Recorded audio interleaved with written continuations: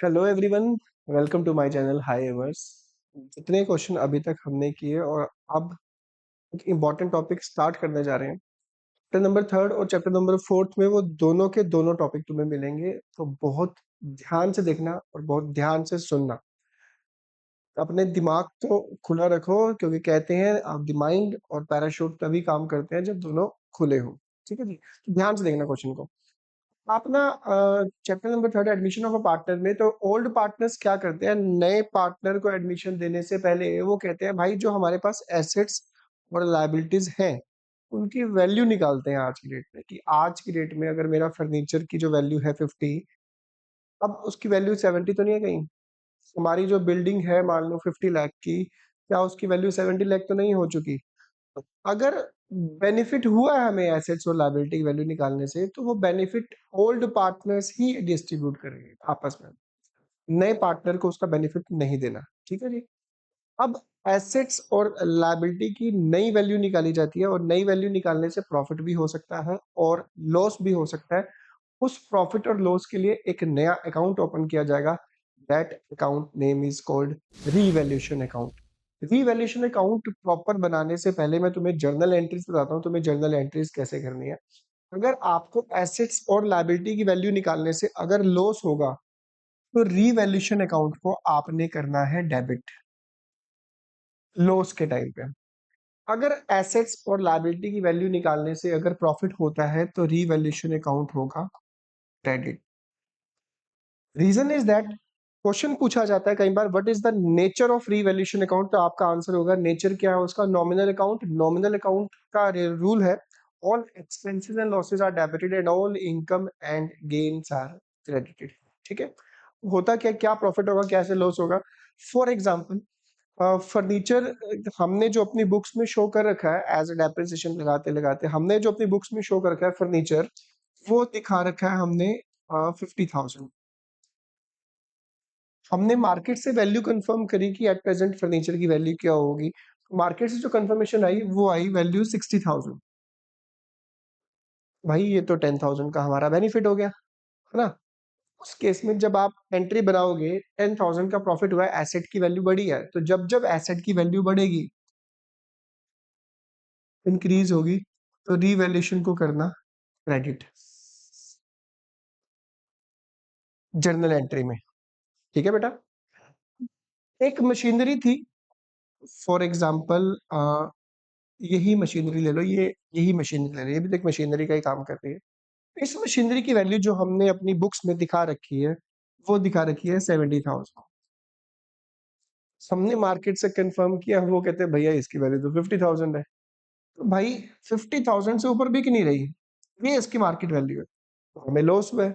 Loss होगा तो revaluation को करोगे डेबिट, यानी एसेट की वैल्यू जब जब डिक्रीज होगी, आप रीवैल्यूएशन को करोगे डेबिट।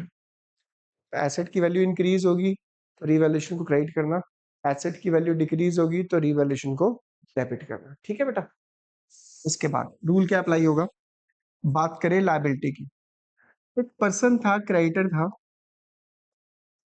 जिसको हमने 40,000 रुपीज पे करने थे। अभी अभी इंफॉर्मेशन मिली है कि थोड़ी सी पेमेंट डिले होने की वजह से वो कह रहा है भैया आपको थोड़ा पेनल्टी पे करनी पड़ेगी, एक्स्ट्रा पेमेंट करनी पड़ेगी, और वो पेमेंट करनी पड़ेगी हमें 42,000 रुपीज। यानी हमारी लायबिलिटी जो हमने अपनी बुक्स में 40,000 दिखा रखी थी, वो अब हो चुकी है 42,000 रुपीज। तो 2,000 का लॉस हुआ है। तो जब जब लायबिलिटी की वैल्यू इंक्रीज होगी, तो रीवैल्यूएशन को करना डेबिट जर्नल एंट्री करते समय। ठीक है, अकाउंट में भी डेबिट साइड में ही दिखाना। एक पर्सन ऐसा था जिसको हमने रेंट पे करना था, आउटस्टैंडिंग रेंट था, पेंडिंग रेंट था हमारा 10,000 रुपीज। आउटस्टैंडिंग रेंट भी आपकी लायबिलिटी होती है। वो पर्सन कहता है कि भैया यार पेमेंट की जरूरत है, टाइम से करवा दो यार, मैं आपको 1,000 रुपीज छोड़ दूंगा, 9,000 रुपीज पेमेंट कर दो, आपका हिसाब नील हो जाएगा। 10,000 की लायबिलिटी थी, हमें 9,000 रेंट रुपीज पे करना और हमारा अकाउंट नील हो जाएगा। बताओ प्रॉफिट है लॉस में, प्रॉफिट हुआ है ना। तो लायबिलिटी की वैल्यू जब जब डिक्रीज होगी, तो रीवैल्यूएशन अकाउंट होगा क्रेडिट। ठीक है बेटा। तो सिंपल टर्म में ये नॉर्मल सी चीज है, देख के भी पता चल जाती है। बट मैं इस चैप्टर की ऑलमोस्ट काफी इंपॉर्टेंट एंट्रीज आएंगी, मैं ऑलमोस्ट जो हम क्वेश्चन करने जा रहे हैं वो ऑलमोस्ट सारी उसमें कवर है, तो वो ध्यान से देखना उन एंट्रीज को। ये है आपके पास क्वेश्चन, जर्नल एंट्री बनानी है। इस जर्नल एंट्रीज में रूल याद रखना, लॉस होगा तो रिवैल्यूएशन डेबिट, प्रॉफिट होगा तो रिवैल्यूएशन क्रेडिट। तो पेश है तुम्हारे सामने एंट्री नंबर फर्स्ट। क्या कहता है ध्यान देना, लैंड एंड बिल्डिंग इज, ये वर्ड याद रखना, वर्ड अंडर वैल्यूड और ओवर वैल्यूड, ये दो वर्ड्स याद रखना भाई, वेरी बहुत इंपॉर्टेंट है ये। आगे चल के जितने क्वेश्चन करेंगे उसमें बार बार आएंगे बीच में। ज्यादातर बच्चे इस क्वेश्चन को गलत करते हैं, इस पॉइंट को ही गलत अंडरस्टैंड कर लेते हैं। ये पता है क्या, मैंने अपनी जो लैंड बिल्डिंग की वैल्यू दिखा रखी है बुक्स में, वो दिखा रखी है 48 लाख।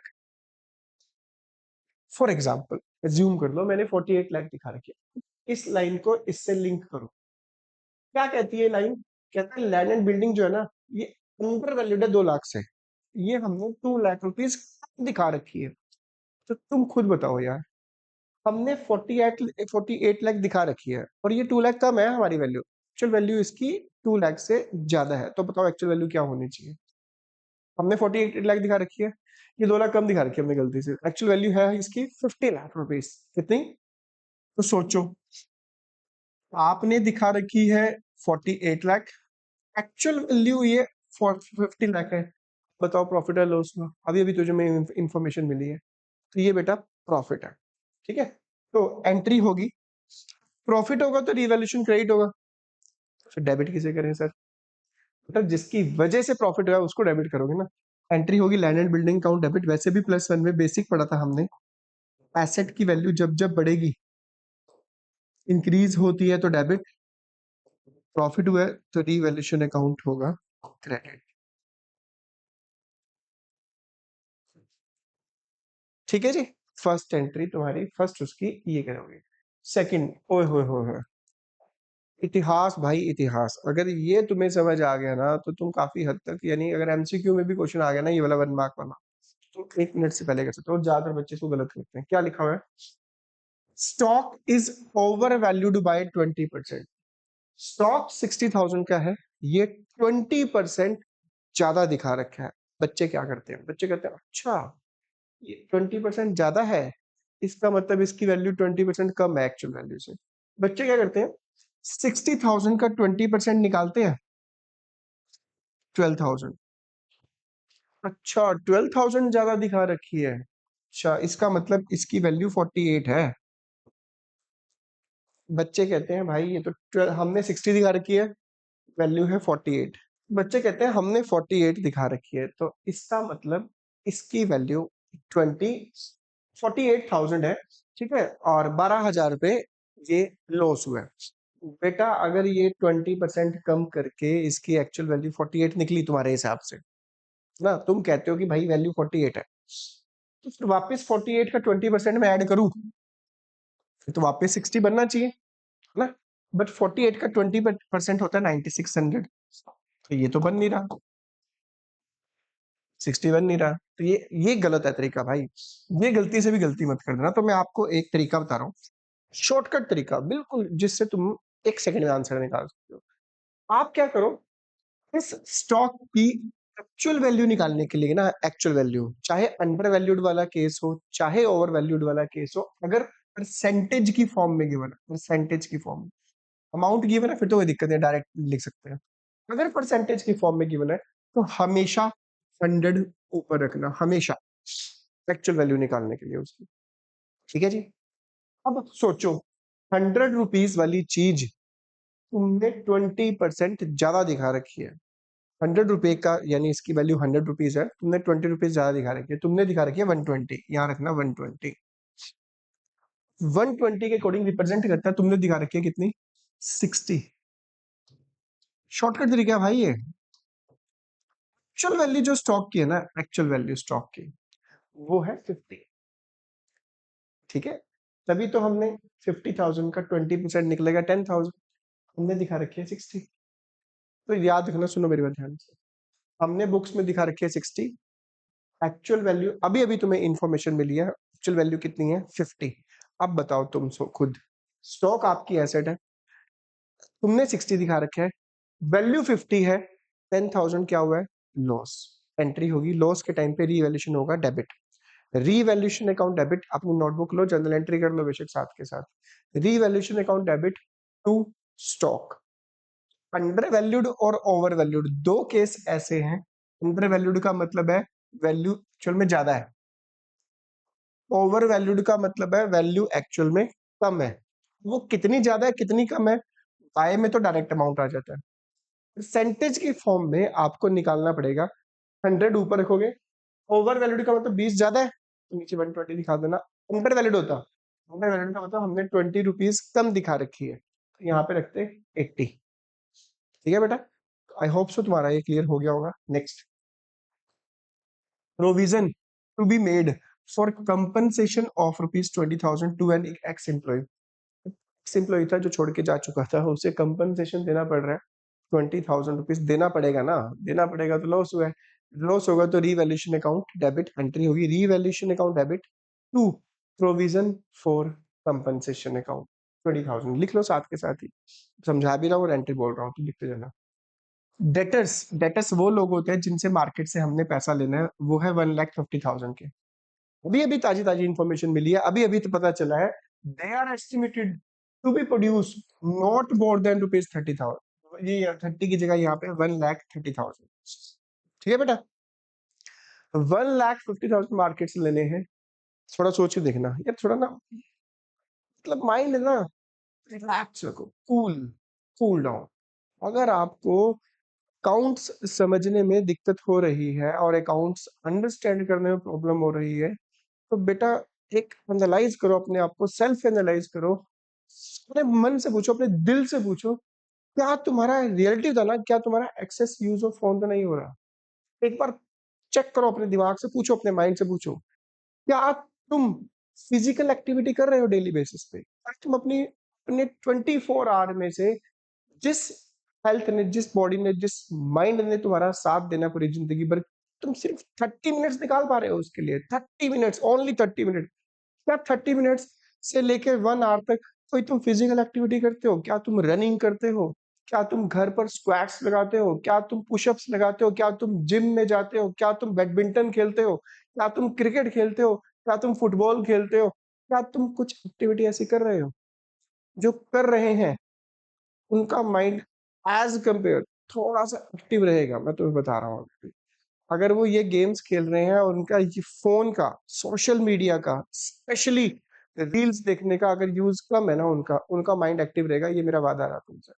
और हाँ, छोड़ना बड़ा मुश्किल है आज के टाइम में फोन को ना, बट एक बार ट्राई करके देखो यार, मतलब 1 मंथ तक, 40-50 डेज तक अगर तुमने ट्राई कर लिया ना, देखना कुछ चेंजेस आ जाएंगे तुम्हें अपने आप में, तुम्हें मुश्किल से मुश्किल क्वेश्चन भी समझ आने स्टार्ट हो जाएंगे।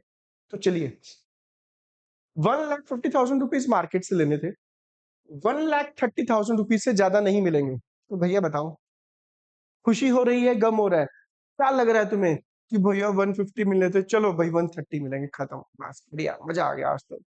20,000 का नुकसान हुआ भाई, नुकसान हुआ एंट्री, लॉस होगा तो revaluation account debit to debtors. Clear. Next, creditors in, ओए होए होए, अल्टीमेट पॉइंट है यार, अल्टीमेट। देखो, देखते हैं दिमाग तुम्हारा काम करता है कि नहीं। Creditors include an amount of ₹10,000 received as commission.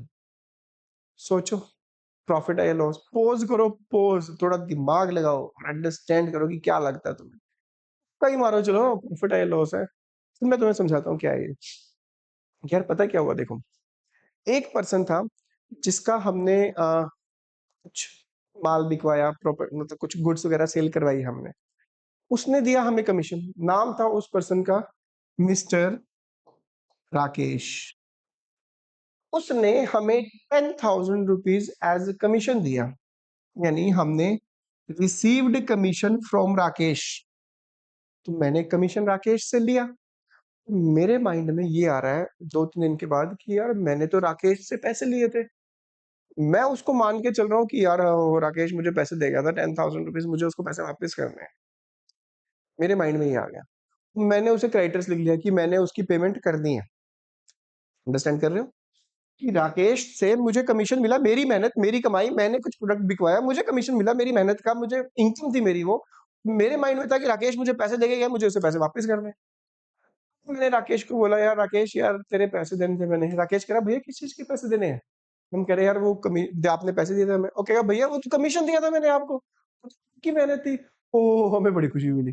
मैं कहा, यार बढ़िया बच गए यार, हमने तो क्रेडिटर लिखा हुआ है उसको, पर ये तो कमीशन है, हमारा इनकम है। अब आप खुद सोच के देखो, अगर आपने ऐसी कोई लाइबिलिटी जो आपने लिखी हुई थी और आपको पता चले कि यार ये तो हमारी लाइबिलिटी है ही नहीं, ये तो मेरे खुद के पैसे थे, तो फिर डर लो उसमें। ठीक है, तो आपके क्रेडिटर्स जो आप मान के चल रहे थे 10,000 के, वो कम हो चुके हैं, क्योंकि वो आपकी खुद की इनकम है। तो एंट्री बताओ क्या होगी? प्रॉफिट होगा तो रिवैल्यूएशन क्रेडिट, एंट्री होगी creditors account debit to revaluation account 10,000 rupees. Next, sixth, value of machinery is to be decreased. एक वर्ड याद रखना ये वाला, डिक्रीज्ड टू। बुक वैल्यू का मतलब होता है बैलेंस शीट की एसेट साइड में हमने जो वैल्यू दिखा रखी है वो दिखा रखी है 2 लाख, डिक्रीज होकर उसकी वैल्यू रह गई है 120। टू जब लिखा होगा तो कंपेयर करोगे, थोड़ा इजी करने के लिए बता रहा हूं, टू में कंपैरिजन करना कि 2 लाख थी, 120 हो गई, 50,000 डिक्रीज हुई है। एसेट की वैल्यू जब जब डिक्रीज होती है तो लॉस होता है, एंट्री होगी revaluation account debit to machinery account. ठीक है जी। नेक्स्ट, इसी का सिमिलर टाइप, क्या चेंज किया है? Value of machinery is to be decreased by, clear cut लिखा हुआ है यार, हमने बुक्स में वैल्यू दिखा रखी है 2 लाख, बाय का मतलब 1,20,000 कम हो चुकी है। यार बाय बाय में डायरेक्ट अमाउंट आएगा यार, क्लियर कट चिल्ला चिल्ला के बोल रहा है कि 120 कम हो गई है। नई वैल्यू इस क्वेश्चन में, वैल्यू जो एट प्रेजेंट है वो है 120, 80,000 कम हुई है। इस क्वेश्चन में 120 कम हुई है तो एक्चुअल वैल्यू 80,000 रह चुकी है। तो टू में कंपैरिजन किया जाता है, बाय में डायरेक्ट अमाउंट आएगा, इंक्रीज हुई है, 120 कम हुई है, एसेट की वैल्यू कम होती है तो लॉस होता है, revaluation account debit to machinery account. Last, expenses on revaluation. Revaluation assets और लायबिलिटी जब नई वैल्यू निकाली गई तो एक्सपेंस हुए 8,000 have been paid by partner X. Firm का एक्सपेंस अगर कोई पार्टनर पे करता है, यार प्रैक्टिकली सोच के चलो, एक्स वाई जेड पार्टनर है, एक्स थोड़ा घूमने गया, थोड़ा सा कहीं काम से गया था, उधर इलेक्ट्रिसिटी बिल का ऑफिस था, तो एक्स कहता है यार आया तो हुआ इधर में, फर्म का इलेक्ट्रिसिटी बिल भी आया हुआ है, चलो मैं यहीं पे जाके पे कर देता हूँ। तो सोचो, अपनी पॉकेट से उसने पे कर दिया और फर्म का इलेक्ट्रिसिटी बिल जब फर्म में आएगा तो सबसे पहले क्या लेगा? फर्म को कहेगा कि भाई मैंने इलेक्ट्रिसिटी बिल पे कर दिया तो मेरे वो पैसे वापस कर दो मेरे को। दैट मीन्स एक्सपेंस फर्म का था, पार्टनर ने पे किया, फर्म ने पार्टनर को पैसे देने हैं। फर्म अपनी बुक में एंट्री क्या करेगी? कुछ भी एक्सपेंस हो, कुछ भी लॉस हो, रिवैल्यूएशन अकाउंट को डेबिट किया जाता है according to nominal account. All expenses and losses are debited 8,000 rupees. Firm show करेगी कि ये वाले 8,000 रुपीज किसको देने हैं? एक्स को। अगर आप मेरी शुरू से वीडियो देख रहे हो तो मैंने चैप्टर नंबर फर्स्ट में भी बोला था कि अगर किसी पार्टनर को पैसे देने हैं according two point of view firm, credit करेंगे, सिंपल वे में हमने समझाया था। और अगर फर्म ने पार्टनर से पैसे लेने हैं तो हम करेंगे डेबिट। क्यों करते हैं, कैसे करते हैं, वो हमने रीजन भी बताया हुआ है मैंने वीडियोस में। आई होप सो तुम्हें ये क्वेश्चन क्लियर होगा। आज के दिन में हम यही क्वेश्चन करेंगे और इसकी प्रैक्टिस बहुत अच्छे से करके देखना, करो इन क्वेश्चन को और फिर टैली करो कि ठीक है या नहीं है। तो ऐसे ही बने रहिए। अगर आपको टॉपिक समझ आया तो कमेंट कर देना, लाइक कर देना और हो सके तो इस वीडियोस को आगे शेयर कर देना। चलिए मिलते हैं ब्रेक के बाद।